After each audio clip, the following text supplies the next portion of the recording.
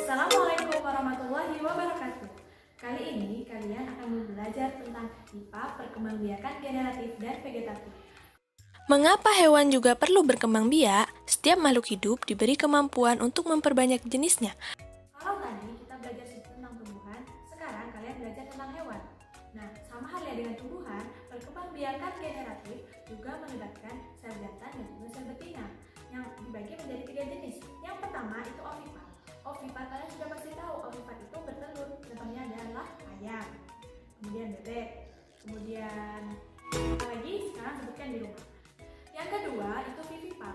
Vivipar itu adalah hewan yang melahirkan. Hewan melahirkan ini contohnya adalah sapi, kerbau. Apalagi coba kalian sebutkan. Yang ketiga adalah ovovivipar, yaitu gabungan dari bertelur dan melahirkan. Biasanya terdapat pada hewan-hewan jenis reptil. Selain perkembangbiakan generatif, juga ada perkembangbiakan vegetatif pada hewan. Nah, sama halnya dengan tumbuhan. Kalau perkembangbiakan vegetatif ini adanya peleburan sel kelamin jantan dan betina yang berasal dari satu induk. Biasanya, kalau coba kalian perhatikan di buku di halaman 89, maka di situ ada 3 cara. Yang pertama, membelah diri. Di situ contohnya adalah amuba. Jadi, amuba ini membelah diri. Misalkan dari satu amuba, dia membelah diri menjadi 2 menjadi 4, seterusnya seperti itu dan semakin banyak. Yang kedua, ada fragmentasi. Fragmentasi bahasa lainnya adalah membelah diri. Jadi, kalau kalian perhatikan di sungai-sungai ada cacing kecil yang ada di bawah batu berwarna coklat, itu namanya planaria. Nanti kalau planaria itu dipotong di bagian ekornya, nanti dia akan membentuk planaria yang baru. Coba kalian search di Google. Yang ketiga adalah tunas. Tunas ini biasanya hewan-hewan yang seperti anemon laut, hidra, itu termasuk perkembangbiakan yang muncul di bagian bawah tubuh induk pada bagian samping. Kalian sudah belajar tentang perkembangbiakan dari tumbuhan dan juga hewan, ada generatif dan juga vegetatif. Mereka selain melakukan perkembangbiakan, di dunia ini juga ada yang mengalami kepunahan. Nah, kepunahan ini berkurangnya spesies tertentu. Kenapa kok bisa terjadi kepunahan? Ada beberapa faktor. Yang pertama, coba kalian lihat di halaman 123. Yang pertama, daya generasi yang rendah. Yang kedua, itu ada campur tangan manusia. Pasti kalian sudah tahu, ada pemburuan hewan secara liar. Pasti itu akan mengurangi populasi hewan di hutan tersebut. Yang ketiga, ada bencana alam.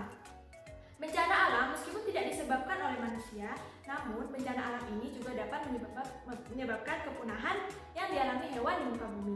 Selanjutnya, ada didesak populasi lain yang kuat. Misalnya, di dalam suatu hutan banyak ditemukan harimau yang lebih banyak memakan kanguru. Jadi kangurunya lebih banyak habis di hutan tersebut. Itu juga bisa menyebabkan kepunahan.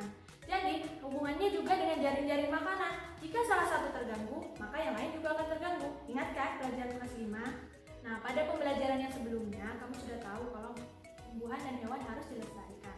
Nah, ini ada 2 cara manusia untuk melestarikan hewan dan tumbuhan. Yang pertama, kalau kalian lihat di halaman 143, dibuka sekarang. Itu ada pelestarian in situ. In di dalam, berarti pelestariannya di dalam. Contohnya adalah Taman Nasional. Yang dekat di sini adalah Taman Nasional Baluran. Itu salah satu contoh dari pelestarian in situ. Nah, biasanya juga ada Suaka Marga Satwa ya. Kemudian selain in situ ada ex situ. Ex itu keluar. Berarti adalah pelestarian dilakukan di luar tempat tinggal aslinya. Contohnya taman safari, kemudian kebun binatang, kemudian penangkaran. Nah, selain dengan pelestarian in situ dan ex situ, kita juga dapat membantu melestarikan tumbuhan dan hewan yang ada di bumi. Yang pertama, dengan cara tidak membunuh hewan dan tumbuhan secara liar. Yang kedua, tidak mempermainkan hewan liar dan mencabut tumbuhan langka. Yang ketiga, sewaktu bertamasya atau berkemah, tetaplah memelihara kelestarian lingkungan. Keempat, tidak membuang sampah sembarangan. Yang kelima, tidak membuang limbah ke lingkungan. Bisa kan dilakukan di rumah? Untuk mengetahui info lebih lanjut tentang pelestarian tumbuhan dan hewan, kalian bisa baca di buku kalian di halaman 150 sampai 152. Jangan lupa dibaca ya, nanti ada soalnya. Selanjutnya, coba kalian buka di buku kalian halaman 169. Jadi, kalau di halaman 169 tidak hanya hewan yang terganggu kelangsungan hidupnya, bisa habitatnya rusak ataupun hilang, tetapi juga tumbuhan. Di situ ada beberapa gambar tumbuhan. Dilihat ya, halaman 170, 171. Ada sekitar 5 termasuk tumbuhan langka.